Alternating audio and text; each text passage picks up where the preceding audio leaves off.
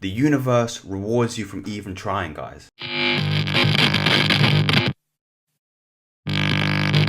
One of the reasons that I believe that having strong control of our sexual energies as men is adorned with so many benefits is this understanding of karma. Now, karma is an interesting term, which is sullied with so many different Western interpretations. You may have heard of such terms like good karma and bad karma, which again are kind of sullied with this idea of spiritual liberation or spiritual condemnation. But for the purposes of this video and your understanding going forward, I'd like you to drop your preconceived ideas of what you believe karma is, and for sake of a more thorough understanding of that particular concept. So karma is a Sanskrit word which more accurately translates to action. Now, there does exist many other different interpretations of that word karma. Some people translate it as work or deed or act, but for the purposes of this video, you can think of karma as the blueprint in which you live your particular life. Now, this really gives weight to the phrases that is his karma, or that is their karma, or this is my karma, which more accurately translate to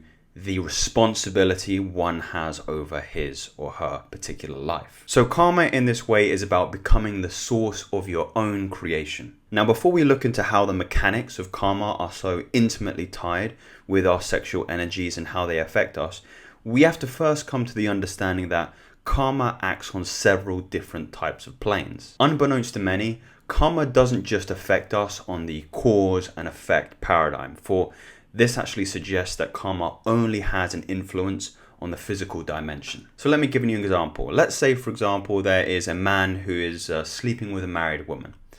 And then that is the particular cause in that example. And then the effect might be that the married man to this married woman then finds out, or finds them in the midst of their infidelity and then chooses to kill said man. There we can kind of draw the distinction that this has happened as a consequence of the physical act itself. Rather, karma has its powers in both the physical, also the mental, and also the metaphysical planes itself. Once we realize this, we come to an understanding that even our thoughts themselves are stained with karmic residue. So for example, if we go back to the previous example of the married woman scenario, we actually find that out of the three individuals there, the person with the most karmic burden might in fact be the woman if she had the intention of committing adultery with this other man. So again, our thoughts are an equation in the karmic burden that we begin to accumulate over time. Now, I've spoken at great lengths on this channel about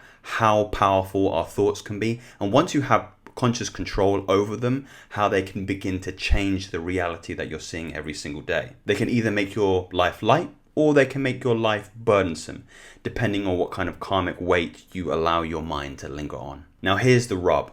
Once man is able to look in the mirror with brutal transparency at himself and realize that a life fraught with porn and promiscuity have left him starved and empty, there becomes the turning point for that karmic burden. There becomes a turning point for how the universe responds to him. Next comes how we work out the karmic residue on both our thought and energetic forms. Take my clients, for instance. Many of them who come to work with me find themselves in the first part of their particular time with me fraught with unpacking all this emotional turmoil, the guilt, the shame, and deep-seated sadness around their sexual energies. Once they begin to shake off this ego complex around chasing instant gratification, they find themselves physically lighter. Remember, emotions are simply energies in motion, and I have no doubt that the majority of men's potential